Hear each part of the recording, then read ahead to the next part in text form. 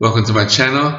This is JC Rock and Metal Reviews. My name is John, and today I'm doing something different. I'm going to be covering an album that doesn't really fall under the realm of hard rock or metal.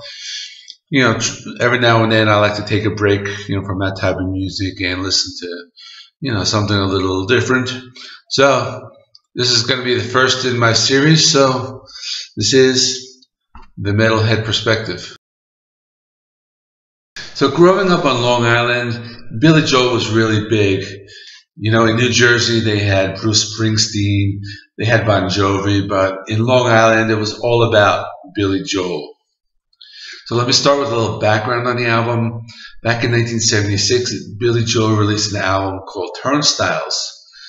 Now, you may not even know the album, maybe you haven't heard of it, but it's an album, it has a few hits. It features New York State of Mind, as an example. Now, that album didn't live up to its expectations. It sold a lot less than his previous big album, which was The Piano Man. And his label, Columbia, was really pressuring him, to create a hit. So at that time, Billy Joel had a new band that he toured with, and he wanted to get them involved. So he started to look for a producer. He went through a few different ones, but he decided to work with Phil Ramone. The album was released on September 29, 1977. It was a smash success. Spent 6 weeks at number 2. That's on the Billboard charts. And let me get into the songs. The album basically plays like a greatest hits. Out of the 9 songs, the first 7 are instantly recognizable. Moving Out, Anthony's song. This one tells the story of a guy from Long Island, and he works in a grocery store, and he has a dream, a dream of really making it big. So Anthony gets pressured by his family to follow his dream, and he moves out of his house. It's an upbeat song. It shows more of Billy's rocker side, which is kind of a nice contrast to the slower piano-driven songs. The song is also inspired a Broadway play, and that ran from 2002 to 2005. So next I have the title track. This is another upbeat song. The lyrics can be open to interpretation. Many say it deals with, the horror of living with schizophrenia. But again, so it's open to interpretation. Just the Way You Are. This is a soft, piano ballad. It was written for his wife at the time, Elizabeth Weber. Billy Joel stated that the melody for the song came to him in a dream. The song almost didn't make the album. Billy thought it was a sappy ballad, but Phil Ramone convinced him. He said, Billy, you got to put it on. It's a really great song. It's going to be a hit. And, we're all glad he did. It's one of his greatest songs ever. I really like it. I think he plays more of an organ on it. I'm not exactly sure, but I really like the tone, of the organ sound. Next is Scenes from an Italian Restaurant.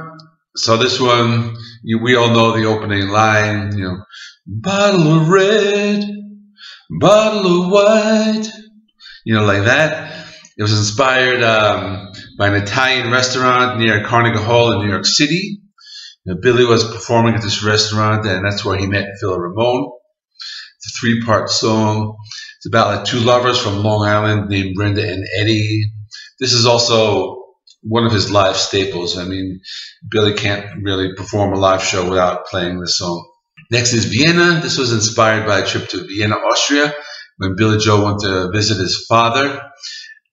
And it's about a conversation that Billy had when he saw this old lady sweeping the street. Billy kind of really felt bad for the woman, but his dad reminded him that sometimes people have to do what they have to do to survive. Next is Only the Good Die Young. This is a more upbeat piano-driven rock song. I really like the acoustic guitars behind the piano. Create a nice texture in the sound. The song is about a boy trying to appeal an abstinent Catholic woman. The song was inspired by an old crush that Billy had in high school. He wrote the song when he opened for the Beach Boys, and the original version was a lot slower and more like a reggae style. Billy was even singing in a Jamaican accent, but that all changed when he had a conversation with his drummer, and he was like, Billy, why are you singing like that? The closest you've ever been to Jamaica is the Long Island Railroad. At that time, they decided to change the song, and that's the version you hear on the album. Next is She's Always a Woman. This is another piano ballad. Really like the sound to this one. This was also written for his wife, Elizabeth Weber. This is one of his best ballads and one of his most memorable. The last two songs on the album are probably like the least known. Get It Right the First Time. It's more of an upbeat rock song. And it was inspired by the singer-songwriter Gordon Lightfoot. Billy wanted to, write a song that was kind of like in that style. And to close out the album is Everybody Has a Dream.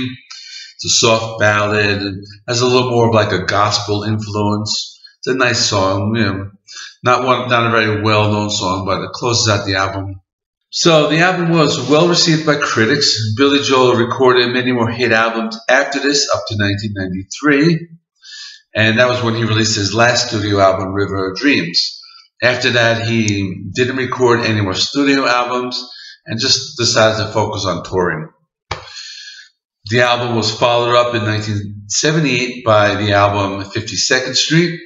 That's another really good album. If I had to compare the two, I'd probably go with The Stranger as being a better album, but I'll probably talk about 52nd Street in another video. So let me close this out. Thanks for watching. If you haven't subscribed, please subscribe and please comment below.